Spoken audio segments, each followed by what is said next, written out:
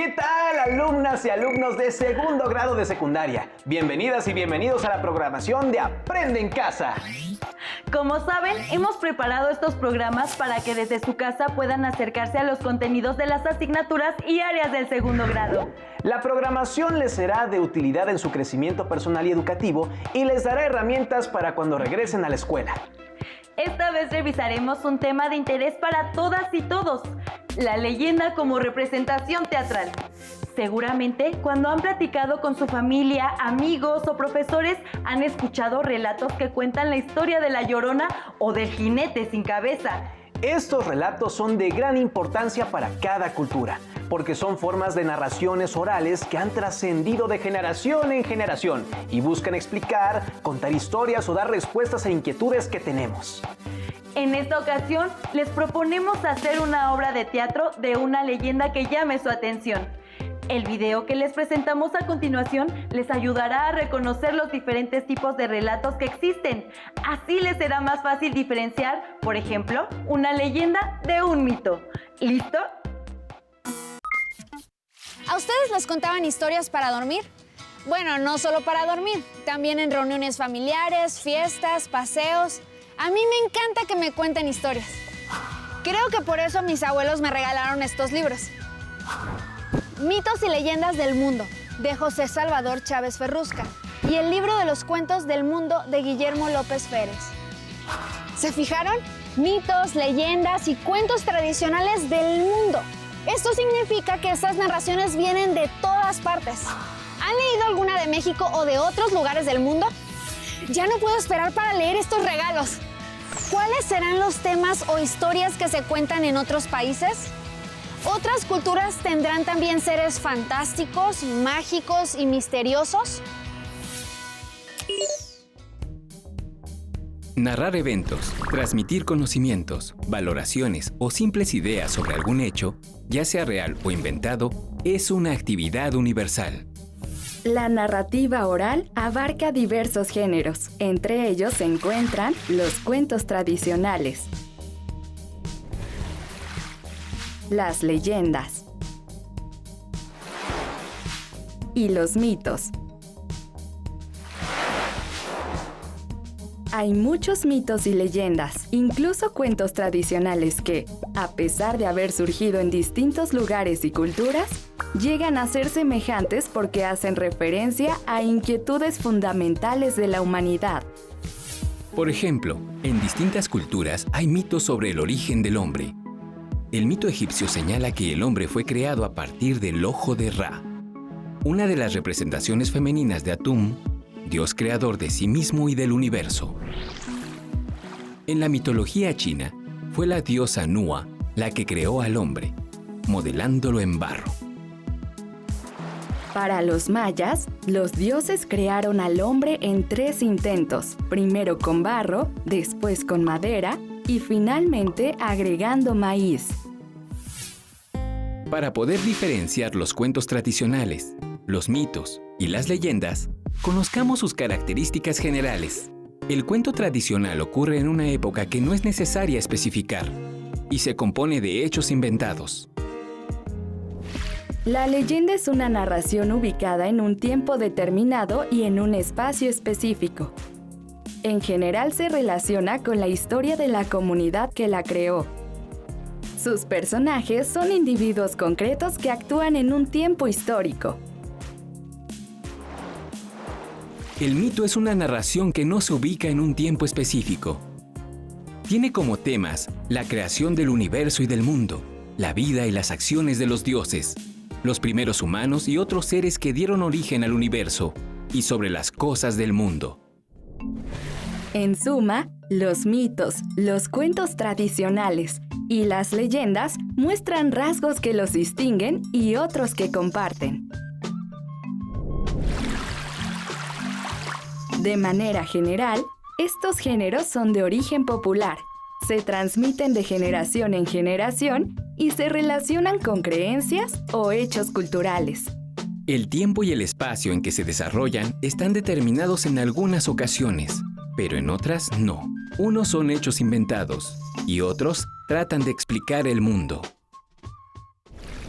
No me extraña que la narración de cuentos tradicionales, leyendas y mitos tenga un carácter universal y siga vigente alrededor del mundo. Prueba a conservar y cultivar esta actividad con tu familia, tus amigos y tu comunidad. También puedes buscar narraciones de otras comunidades o de diferentes lugares del mundo. Por lo pronto yo voy a seguir con mis libros. Están increíbles. Adiós. Como observaron, las leyendas son un tipo de relato tradicional oral que podemos encontrar en otras culturas y presentan muchas similitudes.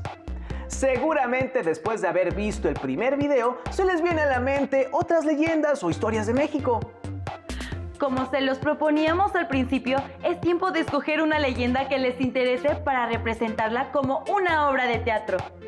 Pueden acercarse a sus familiares o a sus docentes para conocer más de ellas y ampliar sus opciones.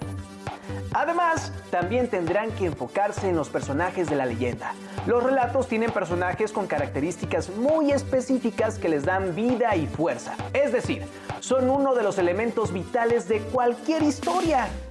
Para conocer qué tipo de personaje quieren representar en su obra, les invitamos a ver el siguiente video que les ayudará a construir los suyos. En él podrán conocer más sobre algunos de los personajes más famosos de las obras de teatro como Romeo, Celestina, Edipo o Don Juan. Hola. ¿Será verdad que el personaje Simba de la película El Rey León está basado en el príncipe Hamlet de la tragedia del mismo nombre? No estoy segura, pero lo que sí sé es que muchos de los personajes de las películas, cómics y series de televisión están basados en grandes personajes del teatro universal. Vamos a conocerlos. Y de paso averiguamos si hay alguna relación entre el Rey León y Hamlet. Algunos de los personajes del teatro universal han sido referencia para las historias del cine y la televisión. Por ejemplo, de la literatura inglesa, Romeo, de la tragedia Romeo y Julieta de William Shakespeare, y el Duque de Guisa de la obra La Masacre de París, de Christopher Marlowe. De la literatura española están, por ejemplo, Don Juan, de la obra Don Juan Tenorio, de José Zorrilla, y Celestina, de la obra La Celestina, de Fernando de Rojas. De la literatura griega encontramos a Edipo, de Edipo Rey, de Sófocles. De la literatura alemana, a Mefistófeles, de la obra Fausto, de Goethe. De la literatura francesa a Tartufo, de la obra del mismo nombre, de Molière. Estos personajes del teatro muestran una personalidad peculiar, de rasgos únicos. Son personajes que conmueven por su humanidad, porque sus actos se ven motivados por los mismos impulsos y deseos de cualquier persona. ¿Qué podemos hacer para crear el personaje que nos dejó el profesor? ¿Qué se te viene a la mente cuando piensas en la palabra personaje? Pienso en personas que forman parte de una historia, pero también animales y, claro, cosas. Es un buen inicio. Podemos buscar personajes de la literatura universal y tomarlos como referencia.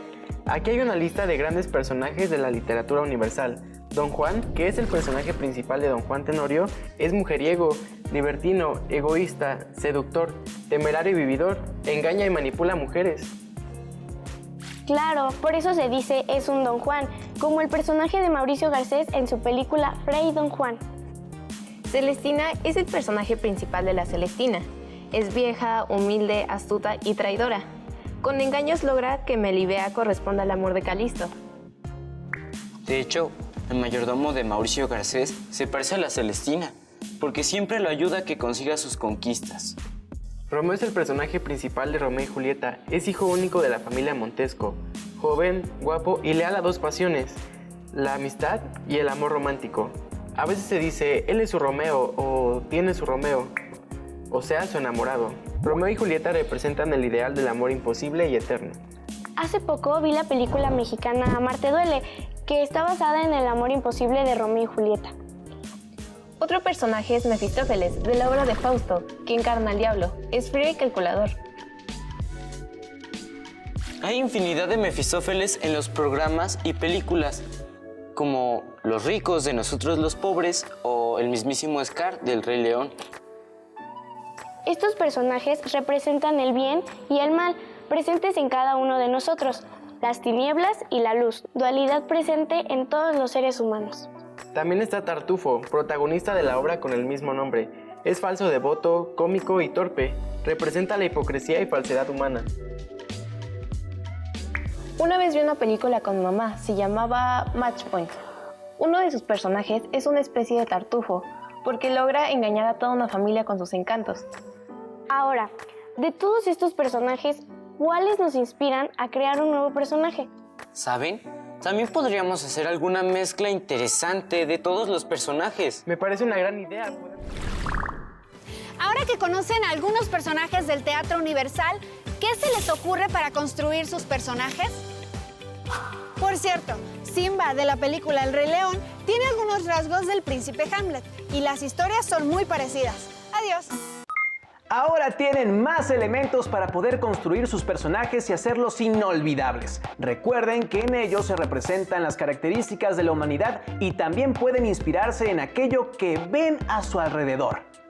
Otro aspecto que deben considerar es la escenografía, porque brindará los elementos físicos y temporales que necesitan para su obra. Para poder saber qué tipo de espacio físico y escenografía requerirán, este video los guiará. Así podrán escoger la mejor opción para su representación teatral. Hola, ¿saben que las obras de teatro se pueden representar en muchos lugares? Además del teatro, hay otros sitios que pueden conformar un espacio escénico. ¿Se les ocurre alguno? Para presentar La Llorona, me imagino que el bosque de Chapultepec sería un buen lugar. Aunque también puede ser en el jardín de la escuela. O en el auditorio. Y habría que pensar en la escenografía, el vestuario, las luces, la música y el sonido. Tantas cosas. Oigan, ¿cómo vamos a hacer el ambiente tenebroso? Podemos hacer un bosque en tinieblas de cartón. Necesitamos conseguir cartones muy grandes y pintura. Si alguien sabe dibujar, también tenemos que pensar en nuestro presupuesto. O quizá es más práctico que el bosque esté representado con luces verdes. Suena bien. Podríamos conseguir un técnico de iluminación. Entonces, ¿cuál es nuestro presupuesto? Todo eso suena muy bien, pero mejor investigamos. A ver, vamos a ver tipos de escenografía y tipos de escenarios, ¿de acuerdo? Sí. El espacio escénico es el lugar físico donde los actores representan a sus personajes y en el que se recrea el mundo que la obra de teatro propone. Este espacio incluye la escenografía. La escenografía se forma con todos aquellos elementos que decoran y forman parte de la representación teatral. Sin duda, es uno de los componentes más importantes del montaje, porque no solo ayuda a crear el ambiente de la historia, sino que ayuda también a los actores a contar la historia. Hay varios tipos de escenografía. En general, sus nombres se relacionan con su propósito. Por ejemplo, hay escenografías realistas, abstractas, sugerentes y funcionales. Escenografía realista. Esta escenografía utiliza elementos que logran recrear lo más real posible el lugar y la época en que la historia se desarrolla. El espectador los puede identificar claramente. Escenografía abstracta. Utiliza elementos que no indican claramente la época ni el espacio en el que se desarrolla la historia. Este tipo de escenografía invita al espectador a usar su imaginación. Escenografía sugerente. Combina elementos de la escenografía realista con la abstracta. Escenografía funcional. Esta escenografía utiliza solamente los elementos indispensables que necesitan los actores para contar la historia. Otros elementos que forman parte del montaje son las luces, la música, el sonido el maquillaje y el vestuario. Estos elementos no solo contribuyen a la creación del ambiente de la obra, también dan al público información sobre el personaje, la época y el lugar, pero sobre todo ayudan a los actores a representar de manera más completa a sus personajes. También hay diferentes tipos de escenario, de acuerdo con la distribución del público. Entre ellos se encuentran el italiano, el tipo arena y el isabelino. En el escenario italiano, el público se sitúa frente al escenario. el cual puede o no contar con un proscenio, es decir, con la parte frontal del escenario, que no queda oculta por el telón. En el escenario tipo arena, el público rodea el escenario, el cual puede ser de forma cuadrada o circular. En el escenario isabelino, el público se sitúa a la derecha, al frente y a la izquierda del escenario. El desafío en la construcción de un espacio escénico surge por lo común en lugares que no son propiamente un teatro. Por ejemplo, cuando se requiere presentar una obra en plazas públicas, en el patio de la escuela o en espacios naturales. El éxito en la construcción de escenografías en este tipo de espacios dependerá muchas veces del ingenio y la creatividad para resolver las necesidades que la obra demanda. Reutilizar materiales como cajas de cartón, papeles, retazos de tela, así como emplear útiles de uso cotidiano en la escuela, como lápices, crayones y plumones.